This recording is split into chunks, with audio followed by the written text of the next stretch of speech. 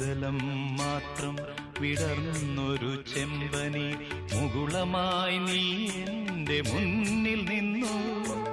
തരള കപോലങ്ങൾ നുള്ളി നോവിക്കാതെ കഴുകാതെ ഞാൻ നോക്കി നിന്നു. തരള കപോലങ്ങൾ നുള്ളി നോവിക്കാതെ കഴുകാതെ ഞാൻ നോക്കി നിന്നു. ഒരുതലം മാത്രം വിടർന്നൊരു ചെമ്പനി മുകുളമായി നീ എന്റെ മുന്നിൽ നിന്നു.